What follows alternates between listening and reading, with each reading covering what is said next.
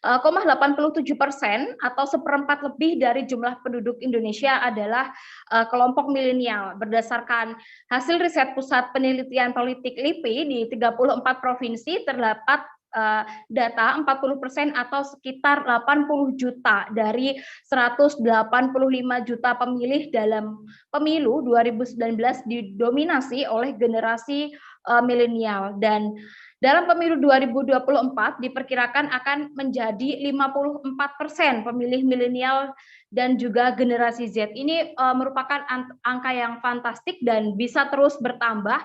Maka gimana nih angka ini agar tidak hanya berarti ketika di dalam bilik suara aja, tetapi bagaimana pemuda ini betul-betul memiliki peran serta kontribusinya. Jadi kita akan lebih membahas lebih lanjut lagi, dan teman-teman yang ada di live YouTube bisa diberikan kesempatan untuk langsung bertanya kepada narasumber-narasumber yang telah hadir pada malam hari ini. Tapi untuk pertama kita akan mendengarkan dari pemaparan materi dari lembaga riset yaitu TSRC Indonesia. Ada Mas Yayan yang telah siap, Mas Yayan ya? Siap. Oke, terima kasih. Silakan Mas Yayan untuk memaparkan materinya. Oke, terima kasih Mbak Novita, teman-teman Berita Baru. Ada Mbak Samara, Mbak Dia, Mas Goni. Kenalkan, saya Yayan. Saya sebagai peneliti sebetulnya. Ya, memang saya terima kasih untuk teman-teman Berita Baru karena sudah melibatkan paling tidak saya dalam diskusi yang luar biasa ini, karena saya pikir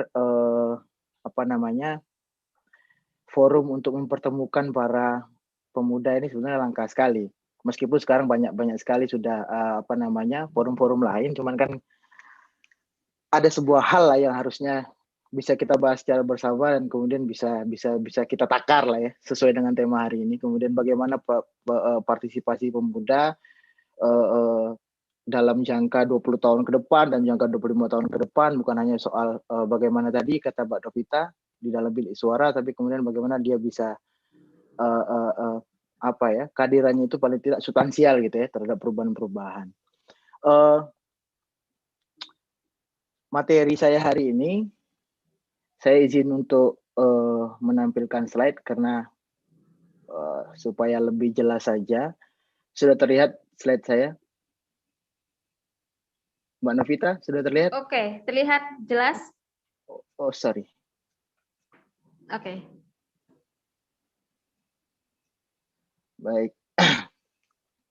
Sudah, tema saya hari ini yang ingin saya bahas, generik saja, berkaitan dengan arus kepemudaan dalam politik Indonesia. Saya mau memulai dari, tadi juga sudah disinggung oleh Mbak Novita terkait dengan jumlah ya anak muda di Indonesia. Kalau saya ngutip dari data BPS,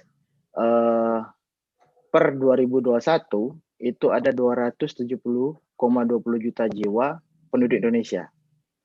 Dari total penduduk Indonesia tadi, 26% dari itu tadi, itu adalah generasi milenial. 28% adalah generasi Z, dan 22%-nya generasi X. Itu yang tadi mungkin ada benarnya 1/4 dari jumlah penduduk Indonesia itu adalah pemuda, meskipun dia nanti dibagi jadi berapa klasifikasi. Kalau kita lihat dari data BPS tadi dan kita totalkan bahwa jumlah anak muda itu mencapai 53,21%, ya, lebih dari populasi warga di Indonesia. Banyak penelitian kemudian kalau kita kumpulkan ya, beragam literatur terkait dengan partisipasi politik pemuda itu justru menunjukkan skor terendah di hampir semua sektor bidang partisipasi, terutama partisipasi politik. Itu ada penelitiannya Kimberley misalkan, atau Hoge dan lain sebagainya, ada banyak sekali. Dari penelitian-penelitian itu sebetulnya ada pertanyaan mendasar ya dari saya pribadi sebetulnya. Apakah memang ada perbedaan nyata gitu ya antara perilaku partisipasi politik anak muda dengan usia lainnya? Atau jangan-jangan justru pendekatan kita berkaitan dengan partisipasi politik tadi dan kemudian kita bisa keluar dengan asumsi bahwa pemuda itu partisipasi politiknya rendah, itu karena kita menggunakan pendekatan yang generik, artinya tidak melulu bisa membaca konteks dinamika partisipasi politik pemuda. Atau justru dari klasifikasi usia tadi, justru partisipasi politik tadi tidak bisa diklasifikasikan ini usia muda dan lain sebagainya. Itu dari pertanyaan pertama, pertanyaan refleksi saya. Pertanyaan kedua, faktor apa saja kemudian yang menyebabkan perilaku yang berbeda antara generasi atau yang kita anggap generasi tua gitu ya dan muda. Dan ketiga itu, apakah ini benar-benar berarti bahwa anak muda itu tidak terlibat secara politik? Tentu kita nggak bisa kemudian mengambil kesimpulan secara umum bahwa partisipasi politik itu rendah, gitu ya. Ada beragam studi misalkan. Saya pernah membaca satu studi dari Cross and Young ini, dia melakukan penelitian di Australia dan Inggris, bahwa ternyata karena pendekatan pemerintah ya yang menganggap bahwa partisipasi politik atau gini, pemerintah itu punya definisi sendiri berkaitan dengan partisipasi politik. Akhirnya definisi yang dilontarkan oleh pemerintah tadi digunakan sebagai alat ukur untuk mengukur partisipasi politik pemuda yang sebetulnya tidak kontekstual atau tidak relevan dengan apa yang terjadi di keadaan yang di dinamika politik partisipasi pemuda di Inggris dan Australia. Jadi kemudian tidak bisa kita, kesimpulannya itu tidak bisa kita melihat partisipasi politik pemuda itu dalam satu asas tunggal gitu. Dia sangat dinamis gitu kira-kira. Coba kita buktikan. Coba kita lihat bagaimana persepsi anak muda tentang politik. Ini saya rangkum dari berbagai macam survei dan kemudian kita juga sempat melakukan studi terkait dengan partisipasi politik gitu ya. Seringkali kemudian anak muda itu sering dituduh apolitis gitu ya. Tapi kemudian saya pikir tuduhan-tuduhan itu sebenarnya tidak sesederhana itu. Saya sendiri misalkan punya cara yang berbeda dengan generasi sebelumnya gitu ya dalam mengekspresikan keyakinan politik. Saya tidak perlu kemudian harus terlibat dalam gerakan yang sifatnya, atau contoh saya harus demo atau bernegosiasi, saya harus membangun negosiasi dan sebagainya. Itu kan standar ukuran untuk mengukur partisipasi politik gitu ya. Saya cukup kemudian menggunakan instrumen media sosial atau media-media kreatif lainnya untuk menyampaikan aspirasi saya. Artinya ada perubahan-perubahan terkait dengan instrumen partisipasi hari ini gitu ya. Dan itu harus menjadi dasar untuk kita membaca secara lebih jauh bagaimana partisipasi politik pemuda dalam konteks kontemporer. Ada beberapa studi misalkan menyebutkan anak muda itu cenderung lebih menyukai bentuk partisipasi politik dan sipil non tradisional gitu ya daripada generasi sebelumnya, dan cenderung tidak percaya dengan institusi politik tradisional. Nah ini juga menjadi satu dilema tersendiri sebetulnya. Sejalan dengan itu juga saya kutip dari survei indikator tahun 2021 itu menyebutkan bahwa mayoritas atau sekitar 64,7% di sini anak muda itu atau dalam partai politik gitu ya tidak dapat mewakili aspirasi masyarakat. Jadi dia kemudian ini juga sebetulnya satu refleksi tersendiri, apakah betul para pemuda itu kemudian pesimis gitu ya dengan partai politik atau hanya terpengaruh terhadap berbagai macam isu yang terjadi gitu ya. Nah ini juga saya pikir nanti banyak dijelaskan oleh teman-teman yang lain gitu ya. Ada Mbak Samara di sini, ada Mas Goni dan lain sebagainya yang bisa menjelaskan itu secara lebih lengkap gitu ya. Kita lihat juga dalam hasil survei indikator ini juga menjelaskan bahwa 42,8% itu anak muda di Indonesia tidak memiliki kedekatan dengan partai politik manapun. Saya pikir ini ada berbagai dimensi yang mempengaruhi gitu ya. Dalam studi kami misalkan yang kami lakukan, kami menyatakan bahwa kecenderungan pemuda itu dalam konteks partisipasi dia cenderung volatility atau dalam politik itu definisinya gejala pergeseran ya antara kesetiaan pemilih dari satu partai ke partai lain ya. Artinya konteks rasionalitas, konteks isu dan lain sebagainya sangat mempengaruhi bagaimana persepsi pemuda terhadap dinamika politik gitu ya. Karena dimensi-dimensi lain itu juga mempengaruhi teknologi, media sosial dan lain sebagainya. Ini yang akan saya jelaskan di di slide berikutnya. Nah, meski memiliki kecenderungan untuk tidak percaya dengan institusi politik tradisional tadi seperti yang jelaskan, namun bukan berarti kemudian anak muda ini pesimis gitu ya sepenuhnya dengan penyelenggaraan demokrasi. Berbagai macam studi juga, salah satunya indikator juga memaparkan itu bahwa mayoritas atau sekitar 52,8% merasa sangat cukup puas ya atau sangat puas gitu ya terhadap praktik demokrasi di Indonesia, dan 47,2%-nya justru tidak setuju jika Indonesia kembali ke sistem pemerintahan Orde Baru. Artinya memang kampanye-kampanye berkaitan dengan demokratisasi dan lain sebagainya itu kita bisa katakan cukup efektif ketika di kalangan milenial gitu ya, dan kemudian dari konteks rasionalitasnya mereka sebetulnya sadar dan membedakan ya apa keuntungan dari sistem demokrasi dan apa keuntungan dari sistem otoritarian misalkan. Itu salah satu alat ukur untuk melihat bagaimana persepsi pemuda terhadap dinamika politik di Indonesia. Nah, hanya memang beberapa penelitian juga berkaitan khususnya dengan partisipasi politik itu mengungkapkan bahwa faktor geografis juga berpengaruh gitu ya. Tapi itu juga kita bantah secara akademik bahwa pola tersebut ya atau faktor geografis itu juga belum tentu sebetulnya mempengaruhi partisipasi politik. Ini kita buktikan. Kami melakukan survei partisipasi politik pemuda di daerah perbatasan. Malinau menjadi salah satu kabupaten yang menjadi lokasi studi kami. Bahwa di sana 70% lebih mengatakan ya akan mengikuti pilkada pada saat 2020 lalu. Dan selebihnya belum pasti. Artinya 70% ini mereka sadar ya untuk mengikuti pilkada dan ingin berpartisipasi secara penuh gitu ya. Padahal secara geografis mereka jauh dari akses publik misalkan. Mereka dalam daerah perbatasan dan lain sebagainya dan sebagainya. Namun ternyata ini dibuktikan bahwa ternyata di pelaksanaan pilkada 2020 84% tingkat partisipasi politik Indonesia di Malinau, dan itu di atas rata-rata nasional, dan sekitar 53,5%-nya ya adalah partisipasi pemuda atau 30-an ke atas lah. Saya pikir itu konteks yang bisa kita simpulkan bahwa faktor geografis tadi juga belum tentu mempengaruhi rendahnya partisipasi politik seperti asumsi-asumsi peneliti lain dan sebagainya. Nah, kita lihat misalkan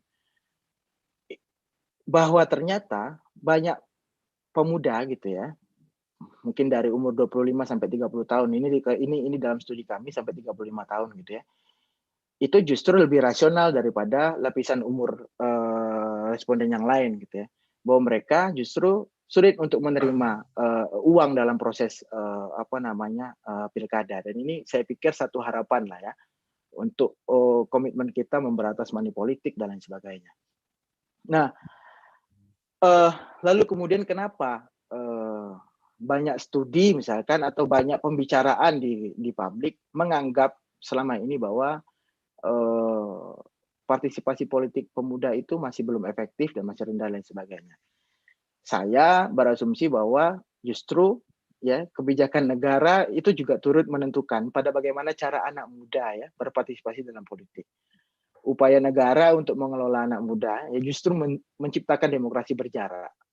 Demokrasi berjarak ini kalau kita definisikan bahwa di mana artikulasi politik dalam keseharian anak muda itu mudah diabaikan dan sama sekali tak masuk hitungan. Jangan-jangan ya negara belum atau pemerintah atau kebijakan pemerintah gitu secara spesifik belum membaca secara detail gitu ya bagaimana dinamika partisipasi politik pemuda. Misalkan ketika mereka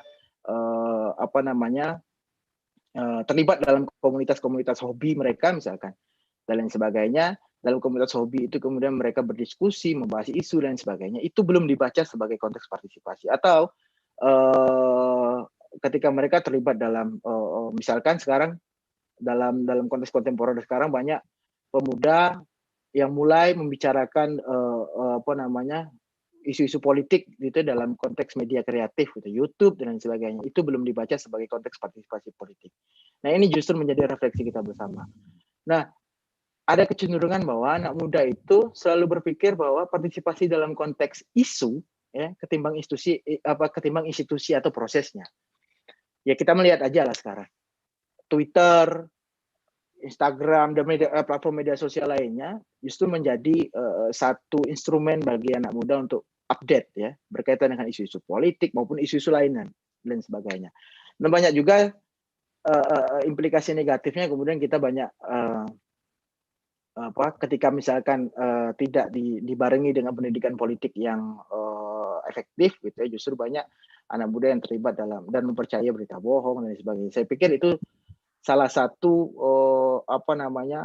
implikasi dari bagaimana partisipasi dalam konteks isu ya. Ini yang perlu kita refleksikan secara bersama juga. Maksudnya para pemuda itu berpartisipasi hanya dalam isu yang menjadi pilihan mereka ya, ketimbang berpartisipasi sebagai bagian dari negara. Artinya sebagai bagian dari konteks kebijakan secara umum gitu ya. Para pemuda itu memilih berpartisipasi pada hal yang lebih personal daripada dengan struktur yang dengan struktur yang non hierarkis. Mereka merasa lebih bebas dan demikian dapat mengintegrasikan tindakan partisipasi dengan gaya hidup mereka. Saya pikir ini salah satu analisis mendasar ya bagaimana bentuk partisipasi politik hari ini. Jadi kita tidak bisa menilai partisipasi politik itu dalam satu dimensi saja, terlibat dalam pemilu, memberikan petisi dan lain sebagainya ya. Ada banyak ragam konteks partisipasi politik yang hari ini justru didefinisikan dengan hal-hal yang sifatnya lebih kreatif dan lain sebagainya. Dan itu perlu menjadi salah satu dasar dan perlu menjadi salah satu alat untuk mengukur ya bagaimana dinamika partisipasi politik pemuda dalam konteks kontemporer gitu. Mungkin itu dulu Mbak Novita, kita bisa lanjut dengan diskusi saja. Saya akhiri.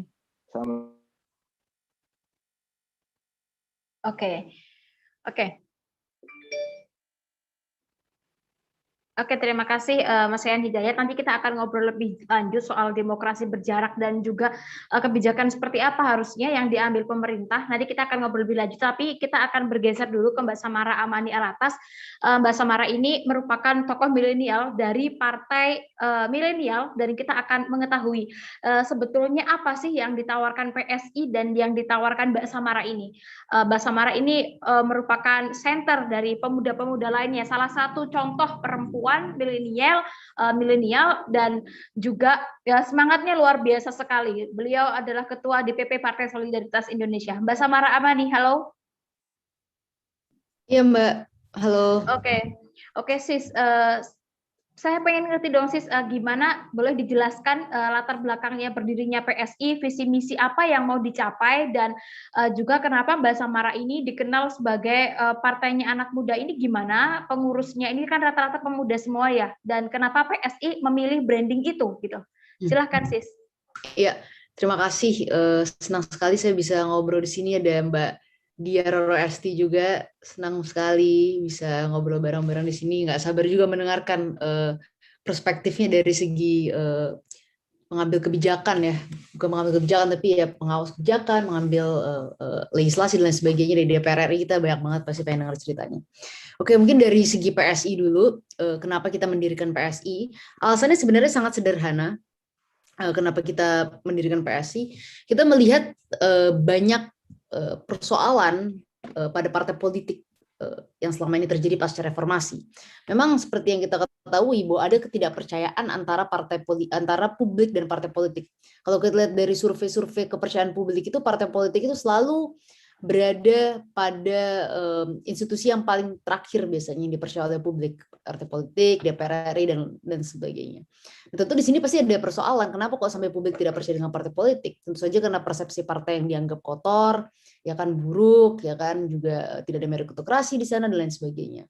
Tapi yang kami lakukan dibanding kami juga hanya mengutuk gitu ya kegelapan di dalam politik, tapi juga tidak membawa perubahan apapun, kami putuskan untuk membentuk sebuah partai politik di mana partai politik ini menjadi manifestasi dari setiap kritik kami kepada partai politik pada umumnya gitu.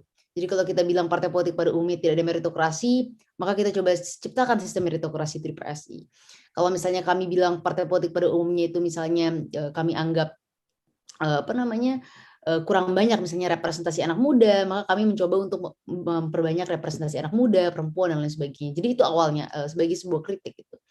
Nah, kedepannya tentu kita seiring dengan waktu kita melihat juga tentu memang PSI ini partai anak muda, tapi sejak pemilu 2019 kita sadari bahwa yang paling penting dari sebuah partai politik dan yang paling penting juga dari sebuah platform ya, partai politik itu bukan semata-mata kemudaan atau usia muda, tapi yang lebih penting adalah semangat dan juga keinginan dari setiap politisi atau setiap tokoh itu untuk menawarkan kebijakan yang konkret kepada politisi muda.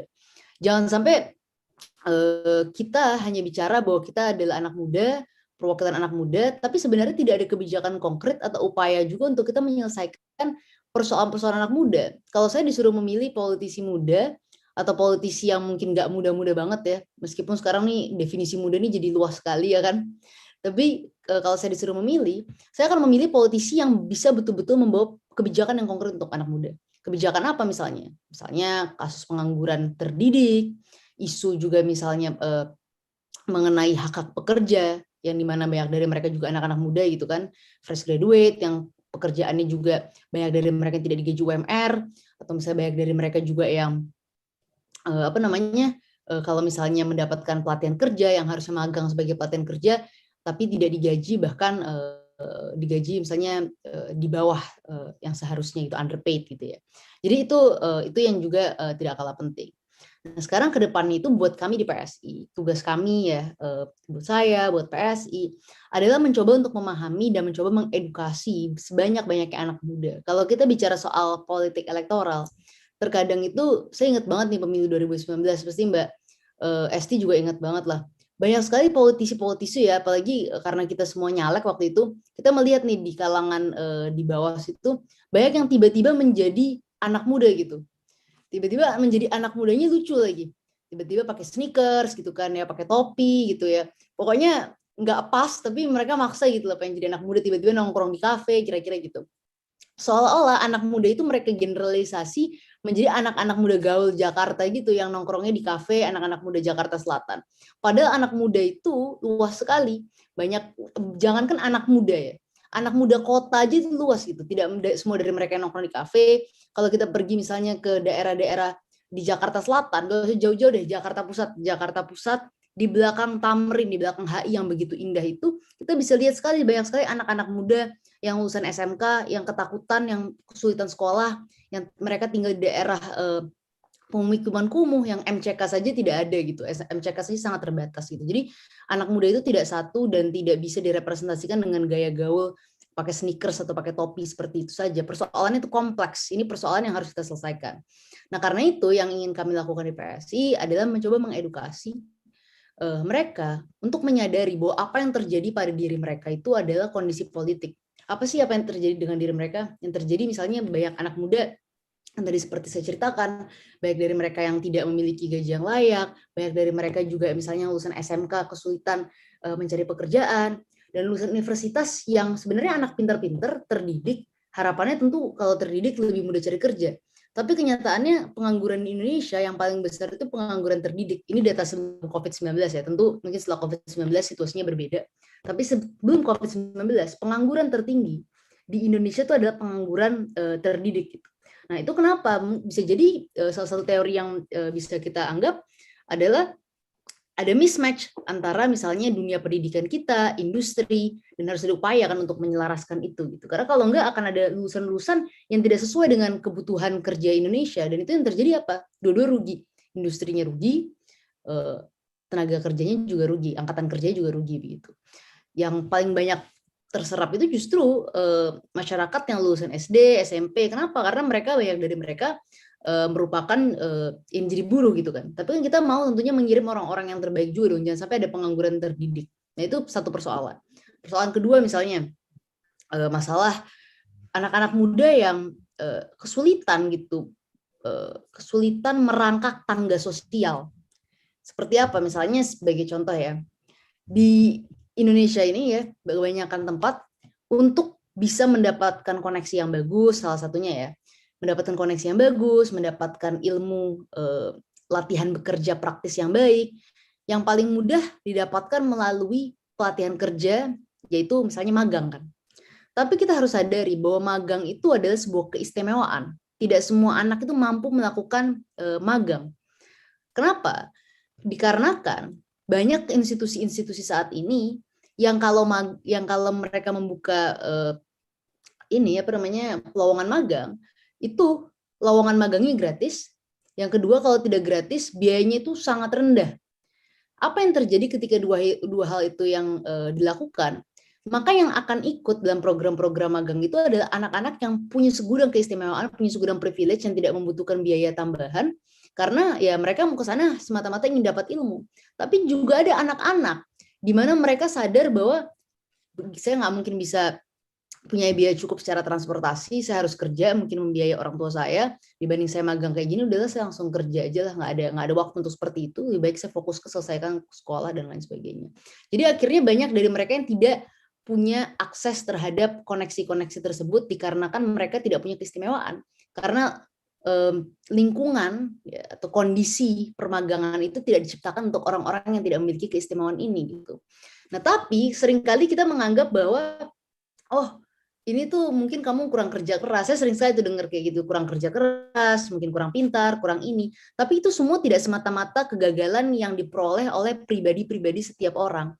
Tapi juga sebuah kondisi politik di mana bisa diselesaikan oleh kebijakan-kebijakan publik yang konkret. Nah, itu yang sebenarnya ingin PSI lakukan, adalah membuat anak-anak muda Indonesia sadar bahwa apa yang terjadi sama kamu ini persoalan politik. Maka sadarlah bahwa ini semua bisa diselesaikan jika kamu memilih anggota-anggota dewan yang bagus, gitu, sadar terkait misalnya dalam pemilih legislatif, sadar terkait pemilihan presiden, dan bukan hanya itu, ketika sadar itu bukan hanya berakhir di memilih, tapi juga mencoba mengisi diskursus publik ketika pemilu itu dengan diskursus persoalan-persoalan anak muda sehari-hari seperti yang tadi saya katakan.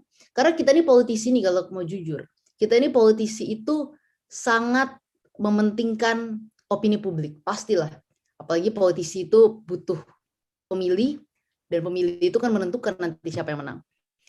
Nah, ketika diskursus publik itu diisi dengan persoalan-persoalan anak-anak muda yang sadar secara politik bahwa kondisi ini bisa diselesaikan oleh para pemangku kebijakan yang bagus, yang kompeten, dan diskursusnya dipenuhi dengan persoalan-persoalan tersebut, maka kita para politisi ini, bukan hanya di PSI, tapi saya yakin juga di partai-partai lain, akan mau tidak mau mencoba memikirkan dan menjawab persoalan-persoalan tersebut.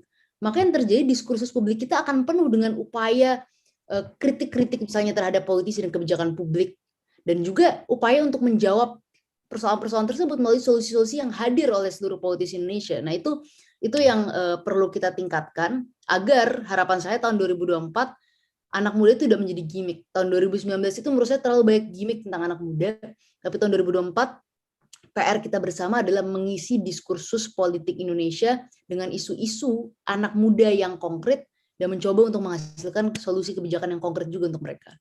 Mungkin itu sebagai Samara, nanti kita akan berlanjut ke sesi pertanyaan karena banyak banget titipan pertanyaan untuk Samara, untuk PSI, dan untuk dari lembaga research. Nanti menarik sekali, kita akan sambung dengan diskusi, tetapi kita akan geser dulu ke Mbak Diah Roro Esti. Mbak Diah Roro Esti dari Komisi 7 DPR RI. Halo Mbak, terima kasih telah bergabung pada dialog. Halo, selamat malam. Oke, Mbak Roro, sebagai perwakilan muda di parlemen, boleh dong diceritakan gimana pengalamannya ketika menjabat sebagai anggota dewan, suka dukanya mungkin, dan kebijakan apa gagasan apa yang dibawa, Mbak? Baik, pertama-tama tentunya kepada Berita Baru, terima kasih atas undangannya. Saya pun senang sekali bisa satu panel dengan Mbak Samara. Beliau ini patut untuk kita banggakan ya, karena bukan hanya perempuan, tetapi juga bisa betul-betul menyuarakan isu-isu yang saat ini sedang berkembang di Indonesia, dan saya yakin gitu ya bahwa memang kita butuh sosok yang bisa menyuarakan tanpa ketakutan, ibaratnya seperti itu. Jadi senang juga, dan di sini ada teman-teman lainnya, ada Mas Abdul Goni, dan tadi juga Mas Yayan, terima kasih atas paparan yang telah disampaikan. Mbak Novita, terima kasih pertanyaannya. Jadi pada dasarnya, saat ini alhamdulillah bagi yang belum kenal, saya diberi amanah untuk menjadi wakil rakyat, mewakili masyarakat di Gresik dan Lamongan melalui fraksi Partai Golkar ya, dan saat ini juga diamanahi untuk berada di Komisi 7 yang membidangi energi, riset dan juga teknologi gitu. Dan kenapa sih penting dengan adanya pemuda di parlemen gitu ya, di dalam sebuah lembaga yang tentunya turut serta dalam menciptakan kebijakan bersama dengan pemerintah. Saat ini 10% daripada anggota DPR RI, totalnya kan ada sekitar 575 ya. Jadi bisa conclusionnya ya sekitar 56-an lah anggota itu berada di usianya di bawah 40 tahun. Nah, maka memang peran pemuda tentunya sangat amat penting untuk bisa melahirkan ataupun menciptakan undang-undang yang sifatnya juga pro pemuda, lalu kemudian menciptakan undang-undang yang dapat dinikmati oleh masyarakat Indonesia bukan hanya 5 tahun masa jabatan saja, tapi dampaknya itu bisa betul-betul dirasakan 20 tahun ke depan, 50 tahun ke depan untuk bangsa kita gitu. Dan saat ini di DPR kami juga menyadari ya bahwa institusi DPR ini mungkin likability-nya masih sangat amat kurang. Jadi tadi Mas Yayan juga sudah menyampaikan, memaparkan. Kemarin saya membaca sebuah survei dari Indikator Politik Indonesia yang menyatakan bahwa kepercayaan publik terhadap lembaga, terkhusus berkaitan dengan DPR RI itu masih sangat rendah, Mbak. Jadi kita itu berada di kisaran 52,6%. Sedangkan bahkan partai politik sendiri itu tingkat kepercayaan publiknya berada di 47,8%. Sangat amat jauh dari institusi misalnya TNI. Mereka itu berada di 89,9% gitu. Jadi kenapa sih serendah ini gitu? Maka kami yang pemuda-pemudi gitu ya, wakil rakyat yang berada di parlemen ingin bagaimana caranya DPR ini kita bisa meningkatkan trustability-nya, transparansinya, bagaimana kita bisa mengikut sertakan masyarakat dalam menciptakan sebuah kebijakan. Dan salah satu kebijakan yang saat ini kita perjuangkan di Komisi 7 adalah rancangan Undang-Undang Energi Baru dan Terbarukan. Dengan harapan bahwa kita bisa patut komit gitu ya terhadap the Paris Agreement. Paris Agreement ini sudah disepakati gitu ya bersama dengan pemerintah ini periode lalu dengan Kementerian Lingkungan Hidup dan Kehutanan untuk mengurangi gas rumah kaca sebesar 29% dan juga 41% dengan bantuan internasional. Saya dari awal Mbak, bahkan sebelum saya berpolitik itu sebetulnya goalnya itu sama dari dulu gitu. Bagaimana dapat ikut serta dalam menciptakan masa depan yang berkelanjutan untuk bangsa dan negara Indonesia. Dan kebetulan saja di Komisi 7 ini berkaitan tentang sektor energi. Oke, sekarang gimana caranya kita melahirkan sebuah kebijakan yang dapat merealisasikan target tersebut gitu. Terkhusus dengan adanya Paris Agreement ini ya kita juga harus monitor dong dengan negara Indonesia bagaimana nih ke depannya kita dapat merealisasikan target-target tersebut. Kita punya target 23% EBT tahun 2025.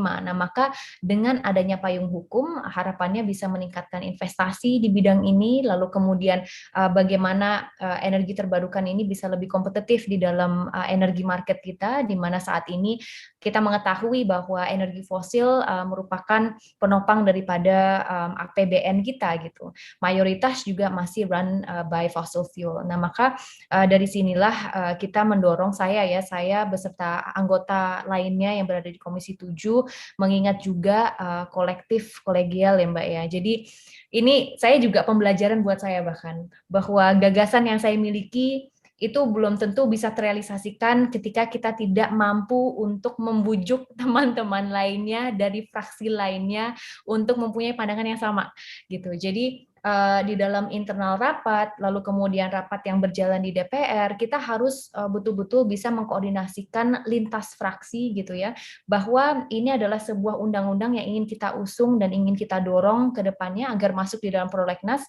dan dapat kita realisasikan, ibaratnya bisa kita ketok gitu di dalam periode saat ini. Nah, maka inilah yang merupakan peran penting yang kita miliki sebagai anggota parlemen di DPR gitu untuk bisa betul-betul mengkoordinasikan dengan baik. Jadi RUU EBT ini sebuah terobosan sebetulnya Mbak di dalam Komisi 7 ini, di mana sebelumnya tidak pernah terjadi dan tidak pernah menjadi fokus. karena yang diurus selalu tentang minerba, lalu kemudian mineral dan batu bara ya, minerba, lalu kemudian juga migas gitu, EBT, energi baru dan terbarukan ini sama sekali belum pernah difokuskan hingga sampai akhirnya masuk di dalam prolegnas. Nah, maka dari situlah saya agree ya, tadi Mbak Samara juga menyampaikan bahwa pada dasarnya harapannya adalah dengan keberadaan pemuda di sebuah institusi, di lembaga DPR RI terkhususnya, kita bisa hadir untuk memperjuangkan isu-isu yang berkaitan dengan pemuda, lalu kemudian tentunya isu-isu yang dampaknya itu betul-betul bisa kita rasakan dalam 20-50 tahun ke depan gitu. Jadi dengan tadi yang saya sampaikan 10% anggota parlemen pemuda, kita mengetahui bahwa mereka ditugaskan oleh masing-masing fraksinya untuk berada di masing-masing komisi yang ada gitu kan. Kalau di DPR ada 11 komisi, dan kami berharap bahwa mereka dengan kapasitas yang mereka miliki bisa menyuarakan sesuai daripada komisi yang saat ini sedang diwakilkan gitu, untuk betul-betul menyuarakan sesuai daripada aspirasi bukan hanya masyarakat saja tetapi aspirasi pemuda gitu. Dan untuk suka dukanya Mbak, jadi kalau sukanya adalah dulu sebelum di parlemen saya aktif banget di dunia NGO sebetulnya, jadi melakukan perubahan-perubahan skala kecil, kerjasamanya dengan pemerintah daerah, lalu kemudian bagaimana kita mendorong agar mereka dapat menciptakan sebuah undang-undang di tingkat daerah gitu ya, peraturan daerah, dan kita kerjasama dengan kedinasan terkait, baik itu lingkungan, pariwisata dan lain sebagainya. Waktu itu pernah di Buton Tengah untuk membantu agar mereka dapat mengelola sampah dengan baik gitu. Bahkan di sana TPA saja tidak ada. So that was one of the issues yang waktu itu kita perjuangkan. Namun sukanya dengan saat ini berada di DPR adalah saya merasa yang pertama, apapun yang saya katakan gitu ya, yang saya suarakan di dalam forum rapat kerja dengan para menteri, para mitra kerja, itu bisa masuk di dalam kesimpulan rapat yang akhirnya nantinya akan ditindaklanjuti. Lalu kemudian memperjuangkan undang-undang yang sifatnya dapat dirasakan manfaatnya oleh seluruh rakyat Indonesia gitu, dari Sabang hingga sampai Merauke. Dan ini sebuah kepuasan batin yang sangat amat luar biasa gitu, bahwa setiap hari di parlemen merupakan pengabdian ya, dan tentu merupakan sejarah gitu, bagian daripada sejarah bangsa negara kita. Dukanya, mungkin saya nggak mau bilang duka, tapi lebih ke challenges-nya.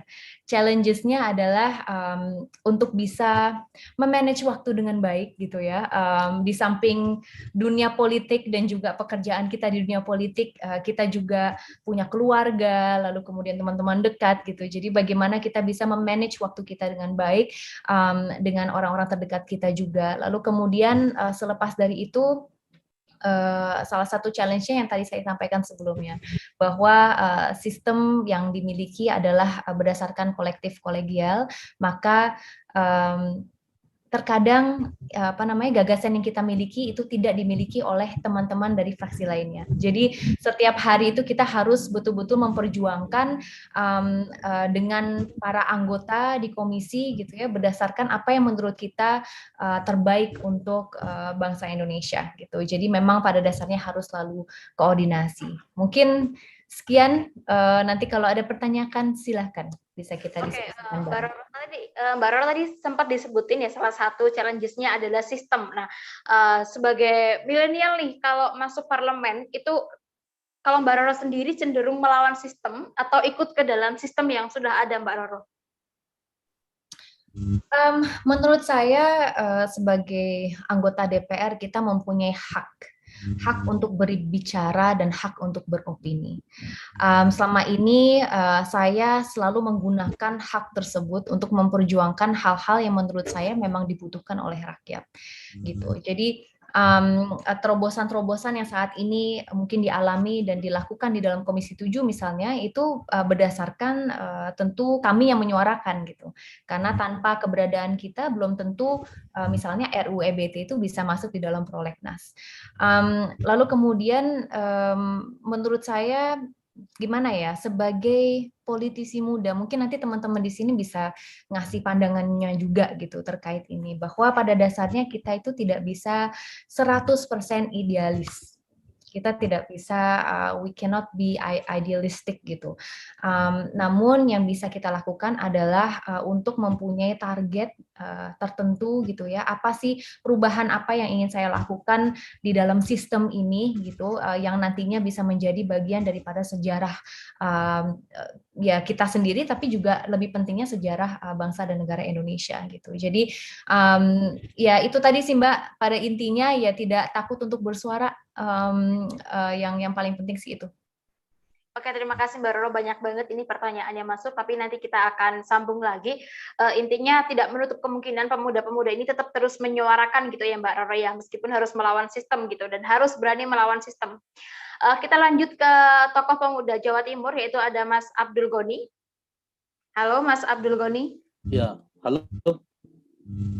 Oke, sebagai salah satu tokoh pemuda di Jawa Timur, gimana sih pandangan Mas Abdul Goni ini melihat realitas politik hari ini dan tantangan pemuda pada hari ini tuh apa aja gitu, Mas?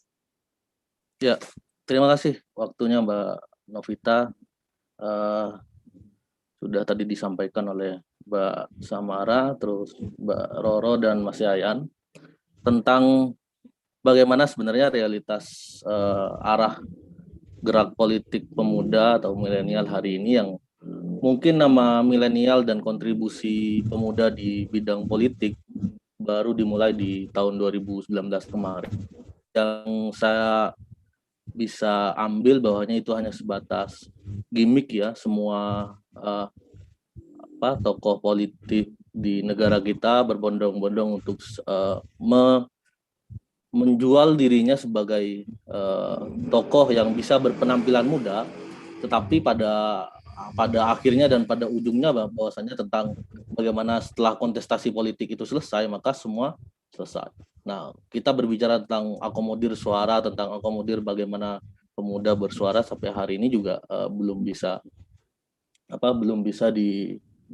dikatakan berhasil. Nah, semisal contoh tentang bagaimana Presiden Jokowi mengumumkan stafsus milenialnya, kan begitu. Mungkin dari 6 sampai 7 stafsusnya yang milenial itu hanya beberapa 1-2 orang saja yang bekerja dan menampilkan bagaimana kontribusi pemuda untuk dalam rangka melihat dan mewakilkan apa yang menjadi masalah-masalah yang ada di teman-teman pemuda ini. Nah, ini saya pikir menjadi ketika 2019 dan sampai hari ini menjadi gimmick menuju 2024, padahal milenial mempunyai potensi yang sangat besar. Itu akan memunculkan sebuah ketidakpercayaan, atau selama ini kita sebut tentang apolitik ataupun tidak percaya dengan persoalan politik. Maka itu juga akan membuat sebuah persepsi baru di tengah masyarakat, di tengah kaum milenial. Teman-teman yang ada di kampus-kampus ketika mau berproses di politik juga akan menjadi sebuah ketidakpercayaan lagi. Misal kita ambil narasi tentang bagaimana generasi milenial atau generasi muda sengaja dihilangkan ataupun merasa ditinggal dan merasa dilupakan, ketika menunjukkan semisal beberapa data tentang usia di antara 15 sampai 24 tahun itu bahkan mencatatkan 33 juta pengangguran ya. Jadi tadi Mbak Samara menyampaikan pengangguran produktif apalagi, ataupun pengangguran intelektual yang baru lulus di sarjana, dia tidak bisa mencari kerja. Tetapi jauh daripada itu, yang paling narasi yang sangat kita antisipasi sebenarnya adalah sebuah narasi tentang bagaimana kaum milenial dikesampingkan dan tidak diperdulikan. Itu maka saya maksud ketika hari ini dengan era digital, dengan era kolaboratif, dan memang teman-teman milenial ini, teman-teman pemuda ini dituntut untuk bagaimana bisa menyampaikan pesannya lebih elegan, bagaimana bisa menyampaikan pesannya lebih rapi dan bagus.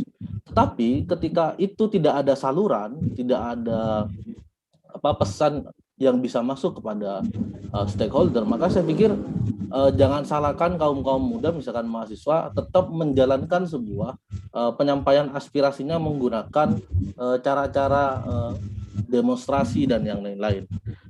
Saya pikir itu. Nah, yang kedua, posisi pemuda hari ini harus diketahui. Selain yang ada kita apresiasi lah beberapa perwakilan atau tokoh-tokoh muda yang hari ini menjadi DPR, jadi staf sus, dan jadi menteri bahkan, misalkan kita apresiasi. Tapi posisi pemuda yang harus kita ketahui adalah mereka ada di persimpangan jalan. Jadi ada dan tidak ada keterwakilan pemuda yang di bidang politik maupun yang lain, maka itu juga tidak akan mempengaruhi siklus atau circle dari kebijakan, misalnya. Nah, itu tidak akan merubah. Pemuda ada di situ ataupun tidak, kebijakan tetap bisa diambil. Pemuda ada ataupun tidak di situ, maka politik juga tetap berjalan. Maka saya pikir pembuktian akan keseriusan tentang bagaimana pemuda ini menjadi sebuah hal yang sangat strategis itu harus dibuktikan melalui kebijakan dan kepercayaan ke depan. Misalkan 2024 nih, ke depan tentang partai politik ingin mengajak kaum pemuda di partai politik, itu juga harus dibuktikan dengan perilaku partai politik dan perilaku para tokoh-tokoh politik, semisal hari ini tentang bagaimana pemerintah gencar-gencarnya persoalan korupsi. Nah, saya pikir itu harus dibuktikan, misalnya Mbak Roro yang selalu tampil menyuarakan rakyat, persoalan-persoalan lain. Saya ambil contoh, semisal memang para pendamping di konflik agraria, yang saya maksud pendamping di konflik agraria itu dengan persoalan-persoalan di pertambangan yang lain-lain, memang yang paling energik dan memang harus mendampingi mereka adalah para kaum muda ini, karena memang dengan tantangan, dengan pressing itu, maka kaum yang mungkin sudah tidak muda lagi sudah tidak bisa melakukan hal itu. Maka saya pikir harus gayung bersambut. Kelompok pemuda ini mempunyai sebuah data yang menarik dan persoalan-persoalan yang sangat seksi yang mungkin bisa diambil oleh para wakil rakyat untuk menyuarakan. Tetapi juga harus digayung bersambut, itu harus bisa menjadi suara yang memang menjadi keterwakilan. Kira-kira begitu. Nah, saya pikir itu. Oke, Mas Abdul Ghani. Kita akan beralih dulu ke Mas Yayan dan juga Mbak Samara. Tadi sempat disinggung bahwa demokrasi berjarak. Jadi banyak sekali pemuda ini yang hanya aktif di isu aja, tetapi institusi atau prosesnya itu tidak turut hadir. Padahal banyak banget partisipasi politik yang bisa diikuti meskipun dalam skala mikro, dalam kampus, dalam daerahnya, maupun dalam skala nasional. Kemudian kebijakan apa sih yang ditawarkan, atau ada nggak kebijakan yang harusnya ditawarkan kepada pemerintah untuk mengatasi hal-hal seperti ini? Kita ke Mas Yayan dulu mungkin. Halo Mas Yayan. Sorry, Nov, bisa diulangi lagi karena tadi terlempar.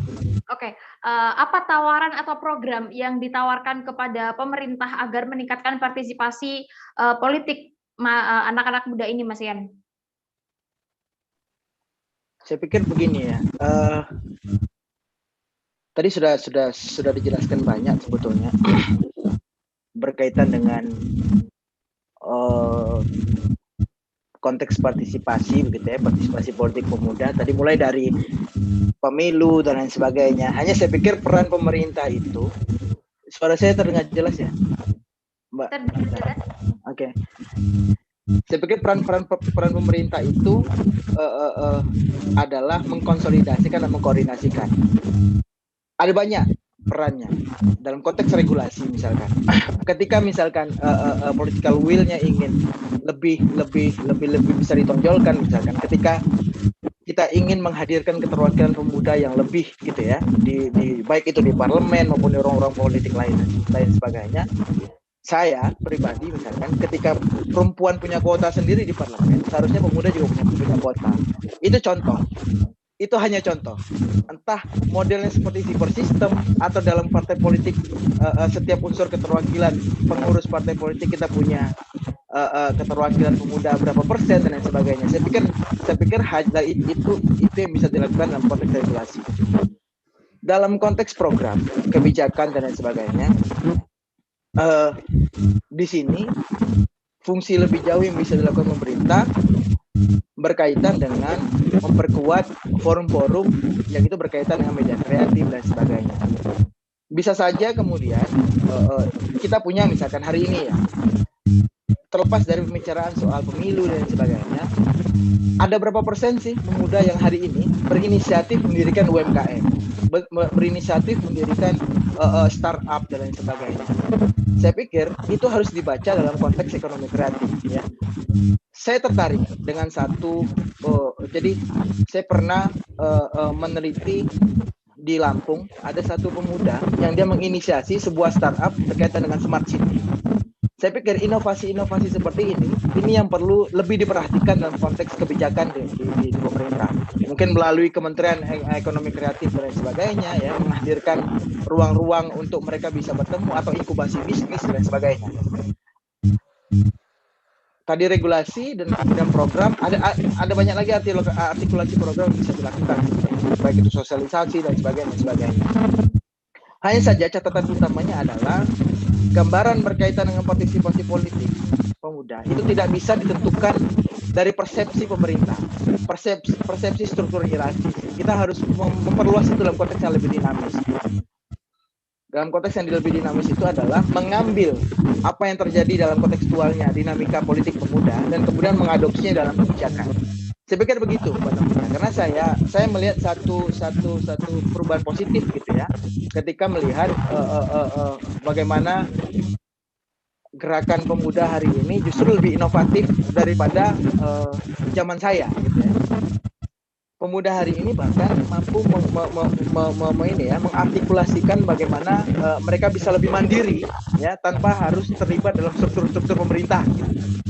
Mereka bahkan bisa menghasilkan hal yang sifatnya inovasi dari hobi mereka dan lain sebagainya. Saya pikir itu salah satu bentuk ya partisipasi politik gitu ya.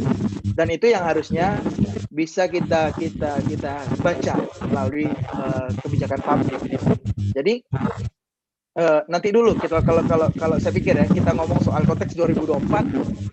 Bagaimana nanti pemuda bisa terlibat penuh.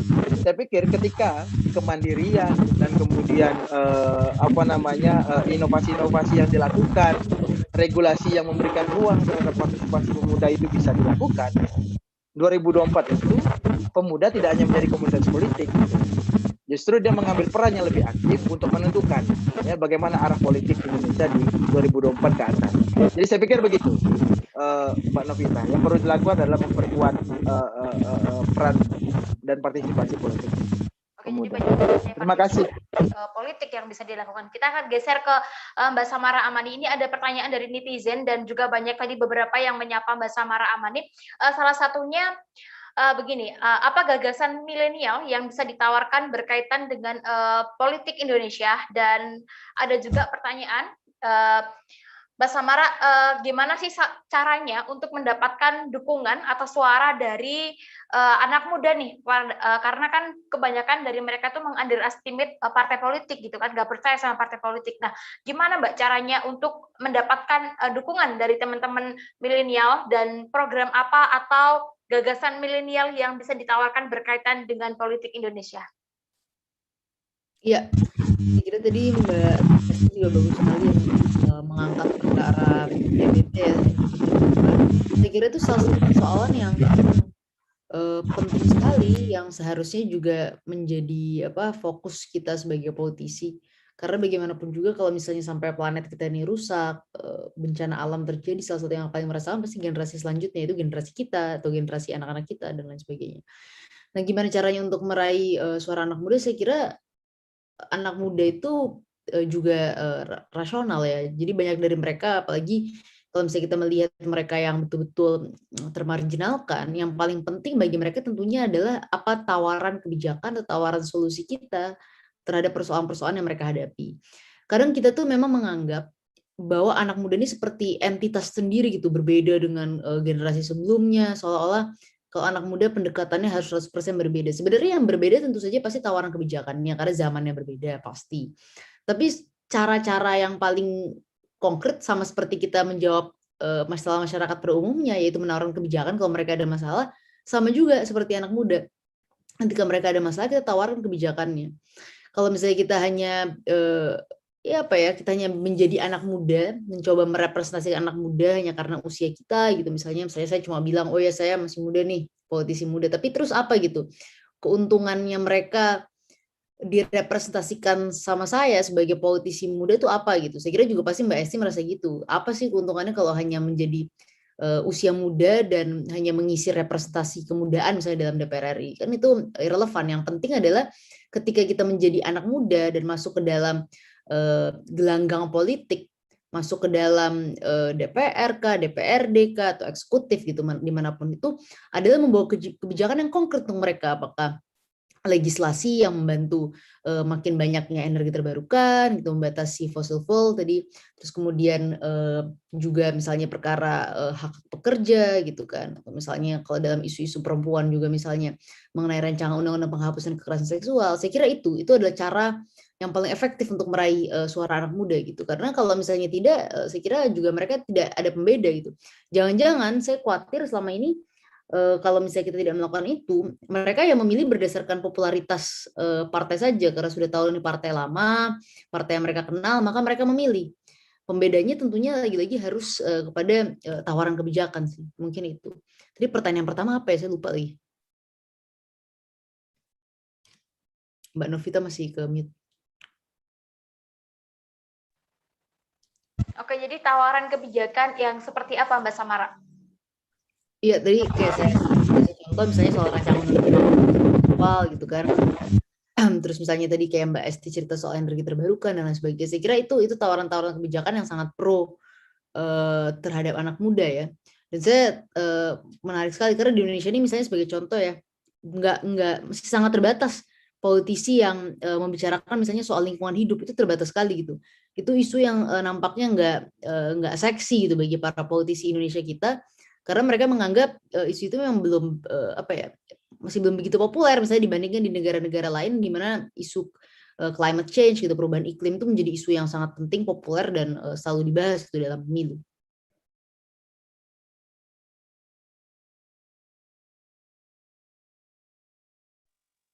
Oke, kita geser ke Mbak Roro dulu. Mbak Roro, Komisi 7 DPR ini kan sekarang lagi giat-giatnya nih mengkampanyekan kelestarian lingkungan melalui EBT gitu. Apa sih Mbak pesan-pesannya untuk teman-teman pemuda yang sedang menonton pada hari ini?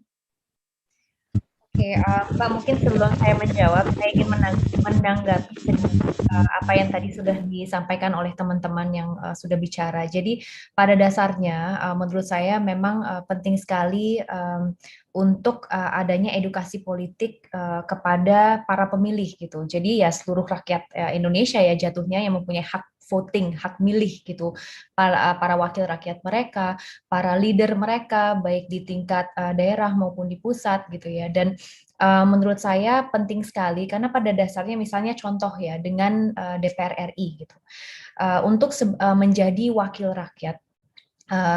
Rumusnya adalah yang pertama popularity gitu. Kita harus dikenal oleh publik. Lalu kemudian yang kedua adalah likability. Bagaimana kita sudah dikenal, tetapi kita juga bisa dicintai oleh rakyat gitu. Dimana yang ketiga adalah electability. Jadi itu gabungan antara keduanya, popularity dan juga likability. Nah, pada dasarnya terkadang yang terpilih itu hanya berdasarkan populer saja gitu. Jadi namanya sudah dikenal di kalangan masyarakat, tapi gagasannya belum tentu mempunyai, dalam arti kata mereka belum tentu mempunyai gagasan yang sifatnya long term misalnya, atau mempunyai visi tertentu untuk menciptakan sebuah kebijakan yang bukan hanya pro rakyat, tetapi bisa tadi pro lingkungan gitu ya, pro hal-hal lainnya yang sifatnya juga merupakan isu-isu yang patut untuk kita perhatikan bersama di negara kita tercinta ini, ibaratnya seperti itu. Jadi yang pertama ya quality daripada mereka-mereka yang maju di dalam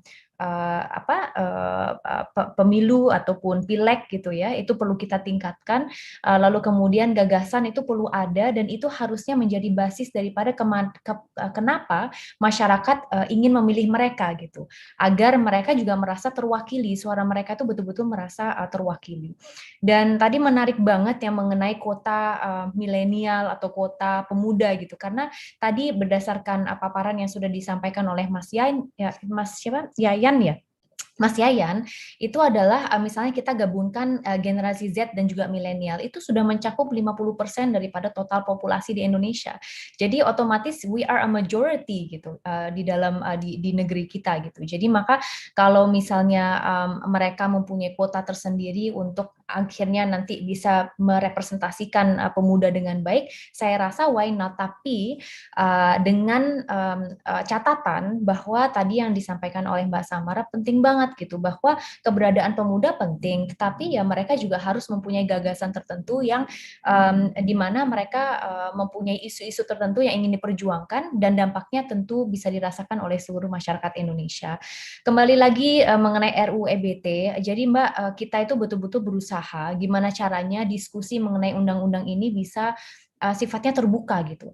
Jadi kita membuka pintu kita gitu untuk berdiskusi lintas sektoral, baik dengan pemerintah, lalu kemudian private public sector juga kita undang ke DPR, lalu kemudian dari institusi beberapa research institutions, lalu kemudian universities itu juga kita undang dari UI, ITB, lalu kemudian IPB gitu. Banyak sekali perguruan tinggi yang kita libatkan di dalam diskusi ini. Kenapa?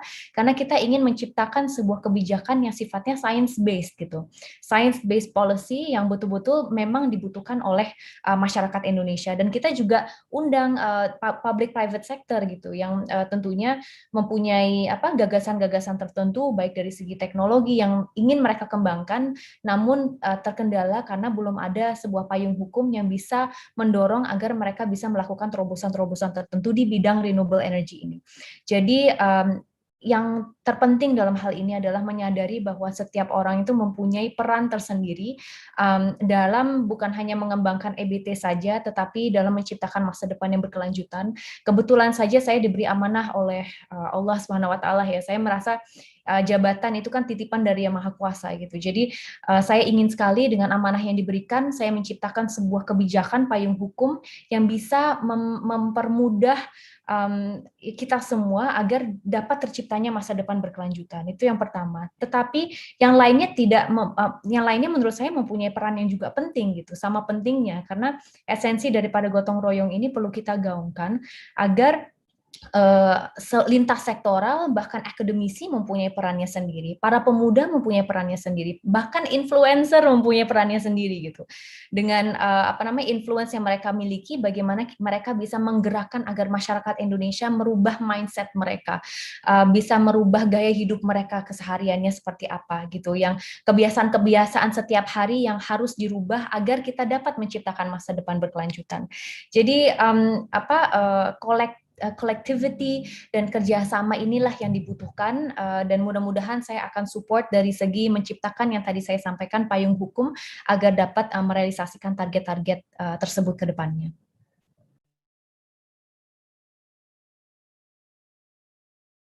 Kayaknya masih Oke, terima kasih Mbak Roro jawabannya. Kita akan bergeser dulu ke tokoh pemuda Jatim, ada Mas Abdul Goni.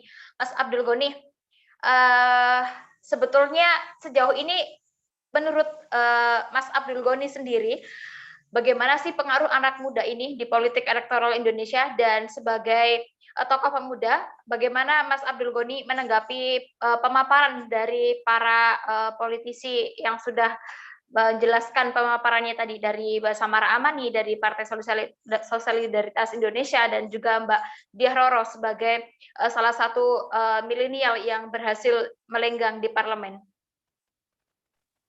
Ya, saya memang tidak ada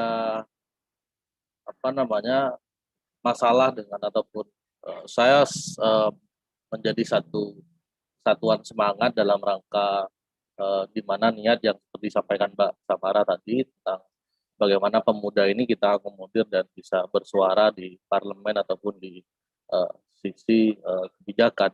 ataupun yang sering menyampaikan misalkan hari ini menjadi representasi ya, salah satunya adalah Mbak Diah Roro. Tetapi saya pikir dua hal ya, tentang bagaimana kepercayaan pemuda terhadap beberapa partai politik maupun pemerintah yang mungkin yang seperti saya sampaikan tentang bagaimana informasi dan kebijakan itu lebih dipercaya oleh para oleh para milenial ataupun anak muda. Contoh semisal beberapa persoalan komunikasi COVID-19 misal tentang bagaimana antara Satgas COVID ataupun Kemenkes menyampaikan ABCDE itu malah lebih tidak dipercaya oleh masyarakat, bahkan yang lebih bisa dipercaya Dokter Tirta misal begitu. Nah, itu bagi saya juga bagian daripada contoh ya, kenapa Dokter Tirta lebih dipercaya menyampaikan persoalan COVID dan segala macam ataupun dari pemerintah yang menyampaikan langsung persoalan itu. Itu yang pertama. Nah, yang kedua tentang bagaimana ruang yang diberikan oleh partai politik seperti tadi yang disampaikan Pak Samara tentang bagaimana ruang partai politik terhadap para pemuda ini, walaupun bentuknya seperti kata Mas Yayan itu bentuk dalam kebijakan semisal kuota dan segala macam, tapi bagi saya politik itu adalah pertarungan dan perjuangan lah ya. Untuk mencapai sebuah elektoral yang tinggi ya kita harus bertarung dan memang harus berjuang. Nah, tetapi seringkali para pemuda ini disingkirkan oleh mereka yang punya privilege di partai politik semisal. Nah, privilege di beberapa instansi semisal begitu. Nah, saya tidak perlu menyampaikan privilege-nya seperti apa. Saya pikir itu menjadi catatan penting. Itu yang membuat kadang saya mau partisipasi politik ataupun dengan caleg dan segala macam lah ya. Nah, itu seringkali mereka menarik diri ketika memang dia bukan anak tokoh, ketika misal dia bukan siapa-siapa, misal anak desa seperti saya menyampaikan hal, apakah mau didengar, apakah mau menjadi sebuah hal yang menarik. Tetapi yang jauh daripada itu, saya pikir banyak yang mau berpartisipasi, dia mempunyai kapasitas yang tinggi, intelektualitas yang baik. Nah, itu saya pikir perlu adanya sebuah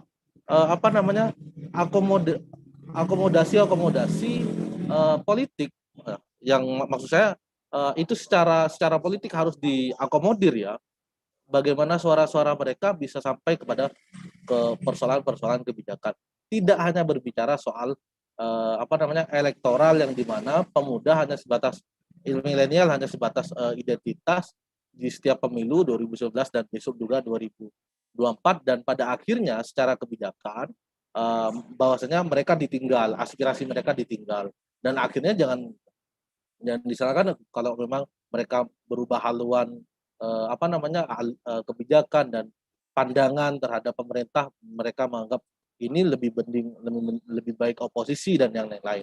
Mungkin itu.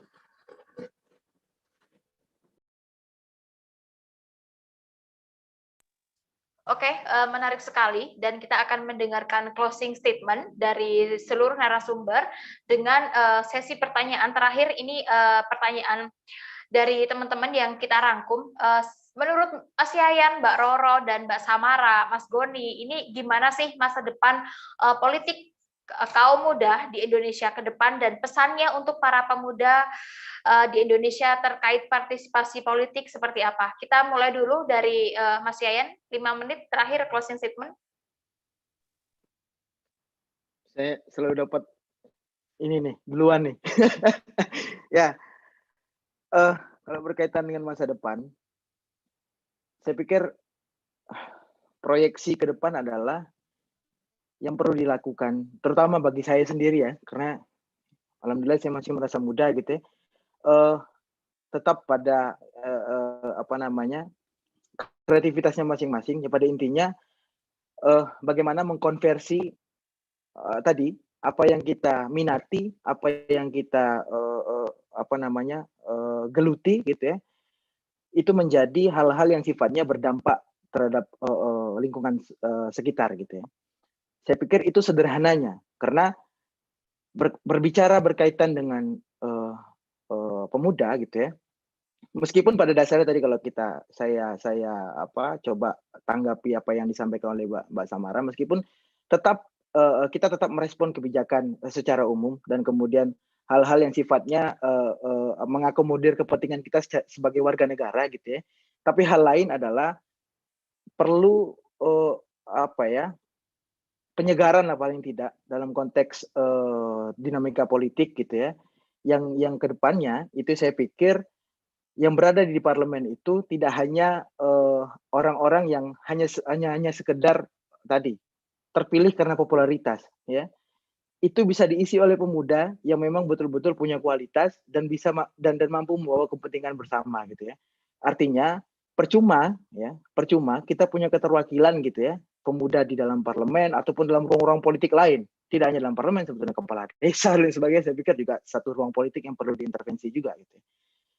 Percuma ketika kita punya keterwakilan dalam ruang politik tapi dia tidak bisa melakukan hal ya atau mendorong suatu kebijakan yang itu bisa berkontribusi ke banyak orang, bukan hanya dalam pemuda saja. Artinya, selain kita menghadirkan keterwakilan di dalam banyak ruang politik, kita juga mampu untuk menciptakan sebuah produk kebijakan, sebuah produk regulasi ataupun lebih jauh adalah satu inovasi-inovasi dalam konteks kebijakan publik ataupun hal-hal yang lain yang itu kemudian menjadi bahasa saya dokumentasi yang kemudian tercatat oleh sejarah bahwa itu adalah kontribusi nyata dari bagaimana kita menghadirkan keterwakilan pemuda di banyak ruang politik gitu ya. Dalam konteks pengembangan ekonomi misalkan, saya pikir hari ini ada sebuah ini ya. Tadi seperti yang saya jelaskan bahwa ternyata banyak hal-hal yang dilakukan oleh pemuda dan itu berkontribusi terhadap penguatan kemandiriannya secara spesifik gitu ya. Saya pikir itu untuk terus dilakukan gitu ya. Misalkan ketika teman-teman minatnya adalah YouTube, hal-hal lain di media sosial, atau tadi kita punya bisnis dalam jualan baju atau fashion lain kemudian yang itu kita menggunakan media sosial dan sebagainya. Saya pikir itu terus dilakukan karena tidak melulu kemudian ya yang disebut sebagai partisipasi politik itu hanya terlibat dalam pemilu gitu ya. Hal-hal yang sifatnya ekstra parlementer, hal-hal yang sifatnya di luar dari dunia kepemiluan dan sebagainya itu bisa saja kita sebut sebagai partisipasi politik. Yang terakhir adalah saya pikir tadi menarik yang disampaikan Mbak Dia bahwa dalam konteks dunia-dunia NGO gitu ya, dunia-dunia yang sifatnya kita jujur kita memandang itu sebagai wah dunianya orang tua gitu misalkan. Itu hari ini justru kalau saya lihat ya, atau dengan profesi saya sebagai peneliti, saya juga terlibat dalam NGO gitu ya. Ada banyak pemuda yang hari ini justru terlibat ya menyuarakan pembentukan mendorong regulasi, terus juga kemudian mendorong kebijakan publik dan lain sebagainya. Saya pikir itu satu harapan ya. Bahkan ada banyak pemuda yang mendorong rancangan undang-undang masyarakat adat. Contoh, ini hal yang saya pikir satu fenomena bagi saya gitu. Ada banyak kampus-kampus yang hari ini membicarakan berkaitan dengan itu gitu misalkan. Dan itu ketika kemudian kita terus melakukan produksi pengetahuan, kita terus melakukan edukasi terhadap sesama gitu. Saya pikir itu menjadi satu harapan dan satu instrumen untuk memperkuat paling tidak partisipasi politik pemuda dalam konteks politik Indonesia gitu. Saya pikir begitu, Mbak Novita, terima kasih semua. Terima kasih Mbak Samara, Mbak Dia, Mas Goni, teman-teman Berita Baru. Saya senang sekali berada dalam forum ini. Mudah-mudahan kita bisa melanjutkan diskusi pada banyak forum lain. Oke, terima kasih Mas Ian Hidayat. Menarik sekali, banyak sekali yang bisa kita akses, banyak sekali cara kita mengembangkan diri dan juga keterwakilan pemuda dalam konteks politik luas sekali. Kita akan lanjut ke Mbak Samara dengan pertanyaan yang sama sekaligus closing statement. Mbak Samara, gimana masa depan politik kaum muda di Indonesia dan juga apa pesannya untuk para pemuda agar partisipasi politik meningkat dan bisa menyelamatkan masa depan politik di Indonesia? Silakan Mbak Samara, Sis. Ya, saya kira itu masa depan Indonesia sangat tergantung dengan pemilih, dan kalau memang pemilih kita berdasarkan data memang mayoritas akan menjadi anak muda pada tahun 2024. kembali lagi kepada tadi yang saya sudah katakan, mudah-mudahan teman-teman semua itu menyadari tentang pentingnya persoalan-persoalan yang urgent dan sebenarnya persoalan yang mereka rasakan sehari-hari sebagai persoalan-persoalan politik, dan mengharapkan mereka untuk misalnya menuntut para pengambil kebijakan untuk memberikan solusi yang jelas terhadap persoalan-persoalan mereka. Intinya buat saya yang paling penting itu salah satu langkah awal yang harus dilakukan anak-anak muda Indonesia adalah memperkaya, memenuhi ruang diskursus Indonesia menjelang pemilu itu dengan persoalan-persoalan mereka. Karena itu buat saya lagi-lagi akan menjadi poin penting untuk kita para politisi memikirkan solusi untuk mereka, mengisi diskursus tentang hal-hal yang lebih substansial dibanding hanya sekedar permukaan semata.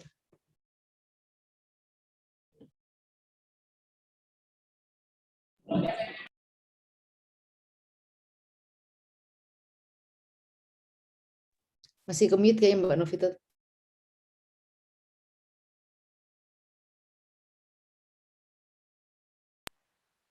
Ya, maaf masih ke-mute. Kita geser ke Mbak Diah Roro. Mbak Diah Roro, gimana pesan-pesannya Mbak untuk para pemuda ini? Kalau buat saya sih berharap ya bahwa anak muda ini ataupun pemuda tidak apatis itu terhadap dunia politik, karena jujur saya sebelum masuk di dunia politik cukup apatis dan tidak percaya gitu dengan sistem yang ada. Tapi saya rasa dengan hal itu dari situlah letaknya di mana kita harus berperan dan kita harus bergelut di dalamnya gitu. Dan saya harap para pemuda-pemudi Indonesia bisa lebih memberanikan diri gitu ya untuk masuk di dalamnya, karena pada dasarnya tadi kita lihat dari segi populasi kita merupakan mayoritas gitu para pemuda ini gitu. Jadi saya rasa sangat amat penting ketika kita mempunyai representatif pemuda di dalam sistem, baik di eksekutif maupun juga di legislatif gitu. Dan kalau saya lihat sekarang dari segi trennya seluruh partai politik juga membuka dirinya terhadap pemuda gitu untuk bergabung di dalamnya. Dan misalnya dengan Golkar gitu ya, kalau Golkar ini kan dikenal sebagai partai tua gitu, di mana di dalamnya intinya senior-senior lah gitu, dan seakan-akan tidak ada ruang untuk pemuda untuk bergelut di dalamnya. Dan sekarang ada beberapa terobosan yang dilakukan, kita ada namanya Golkar Institute, dengan harapan bahwa kita bisa menciptakan sebuah edukasi politik kepada para generasi penerus bangsa, agar dapat menciptakan kader-kader baru yang nantinya bisa berpartisipasi di dalam sebuah sistem, baik di legislatif maupun di eksekutif gitu. Lalu kemudian yang terakhir adalah jangan takut untuk bersuara gitu, karena saya rasa kita semua itu mempunyai hak gitu untuk berbicara, itu bagian daripada demokrasi. Dan kalau kita merasa ada sebuah isu yang patut untuk kita utarakan atau kita perjuangkan, gunakanlah suara kita untuk mengkomunikasikannya. Nggak harus menjadi politisi sebetulnya. Kita bisa, makanya kenapa tadi saya meng-highlight influencer gitu, dengan berbagai sektor gitu, di dalam berbagai sektor, karena saya merasa mereka mempunyai level of influence di mana apapun yang mereka lakukan itu ditonton oleh masyarakat gitu. Jadi gunakanlah ranah tersebut untuk mengkomunikasikan isu-isu yang selama ini dihadapi oleh bangsa, karena dari situlah itu bagian daripada perubahan yang bisa kita lakukan ke depannya. Jadi mungkin itu saja, dan yang terakhir adalah bahwa menyadari bahwa kita semua mempunyai peran untuk melakukan sebuah perubahan, maka gunakanlah waktu mungkin malam ini gitu ya, mungkin besok, untuk betul-betul introspeksi diri gitu. Perubahan apa sih yang ingin saya lakukan, dan saya ingin melakukannya dengan cara apa. Dan ketika jalannya adalah dunia politik, explore hal tersebut gitu, dan pelajarilah partai-partai yang ada, dan cari tahu bagaimana bisa bergabung di dalamnya, karena dengan begitu bisa lebih belajar gitu mengenai sistem dan juga reality. The reality behind politics itu penting banget untuk disadari oleh semuanya. Sekian dari saya, Mbak Novita. Terima kasih teman-teman Berita Baru, terima kasih, dan juga narasumber yang keren-keren, Mbak Samara, Mas Yayan, Mas Abdul Goni. Terima kasih semuanya. Oke, terima kasih Mbak Roro, menarik sekali bahwa banyak sekali sekarang yang bisa kita lakukan, jadi influencer, dan juga partai-partai politik juga terbuka lebar ya, bahkan partai politik tidak menutup kemungkinan anak-anak muda bisa berkembang. Kita lanjut ke tokoh pemuda Jawa Timur, ada Mas Abdul Ghani. Mas Abdul Ghani masih dengan pertanyaan yang sama, gimana sih masa depan politik kaum muda di Indonesia dan apa pesannya? Ya, bagi saya teman-teman pemuda ini harus tetap menjadi dirinya sendiri ya, dan melakukan hal yang terbaik untuk apa bangsa dan negaranya. Karena saya pikir perjuangan politik itu tidak hanya berbicara soal tentang keterlibatan di dunia politik ataupun partai politik. Menjadi insan kelompok yang selalu mengutarakan pesan-pesan moral dan persoalan-persoalan sosial yang ada di sekitarnya, bergabung dengan NGO, dengan kelompok mahasiswa ataupun kelompok-kelompok yang lain, itu saya pikir lebih bisa konsen untuk bisa menyuarakan apa yang menjadi keresahan sosial, apa yang menjadi keresahan masyarakat, dan itu akan disampaikan dengan gayung bersambut, semisal keterwakilan rakyat kita, misal wakil rakyat, bupati, bisa kepala desa dan segala macam. Itu sudah menjadi satu kesatuan struktural yang mungkin secara aspirasi politik harus bisa tersampaikan. Maka saya pikir politik itu adalah sebuah perjuangan dan pertarungan. Ketika memang kita mau berjuang di dunia politik, maka itu juga harus bisa bertarung. Anak muda mempunyai semangat di situ. Anak muda mempunyai potensi di situ, dan kita sebagai anak muda mempunyai semangat untuk bisa sama-sama mengawal bagaimana arah politik bangsa kita yang dinahkodai oleh pemuda ke depannya ini itu lebih baik dan lebih baik lagi. Mungkin itu.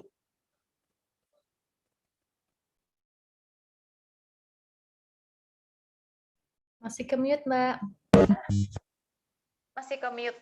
Nah, teman-teman beritabaru.co, terima kasih telah bergabung pada diskusi malam hari ini. Ini salah satu program beritabaru.co, yaitu Millennial Talk dan program rutin. Dan pada malam hari ini diskusi kita telah berakhir dengan izinkan saya menyimpulkan sedikit bahwa tadi telah kita bicarakan bersama, seperempat lebih dari populasi kita didominasi oleh generasi milenial dan juga generasi Z. Banyak sekali yang bisa kita lakukan, jangan sampai angka yang fantastik ini hanya berakhir di bilik pemilu aja. Tadi juga sempat disinggung sama Mbak Samara bahwa permasalahan sehari-hari juga merupakan permasalahan politik gitu. Jadi ini hendaknya menjadi kepedulian kita bersama, dan banyak banget keterwakilan pemuda dalam konteks politik yang bisa kita lakukan, dan juga pemuda jangan sampai milenial, jargon milenial ini hanya menjadi jargon aja ketika kampanye, tetapi harus betul-betul para milenial juga memberikan sebuah kebijakan, program, gagasan. Jadi ketika kita memilih menitipkan suara kita, tidak hanya melihat seberapa populer tokohnya, partainya, tetapi juga apa program yang ditawarkan untuk memperbaiki dan menyelamatkan masa depan kita ke depan. Banyak sekali keterwakilan pemuda dalam konteks politik yang bisa kita lakukan. Partisipasi politik kita penting, suara kita penting. Mari para pemuda jangan sampai hanya berakhir di bilik suara aja. Cukup sekian dari acara pada sore hari ini. Terima kasih Mbak Samara Amani, terima kasih Mbak Diah Roro Esti, terima kasih Mas Ian Hidayat dari TSRC Indonesia, dan juga terima kasih Mas Sahabat Abdul Ghani dari Tokoh Pemuda Jatim. Terima kasih, sampai jumpa pada diskusi selanjutnya, dan mohon maaf teman-teman, banyak sekali pertanyaan yang belum bisa kita jawab satu persatu, mungkin akan kita lanjut dalam diskusi selanjutnya. Terima kasih teman-teman semuanya, selamat malam. Terima kasih. Terima kasih. Selamat malam. Terima kasih.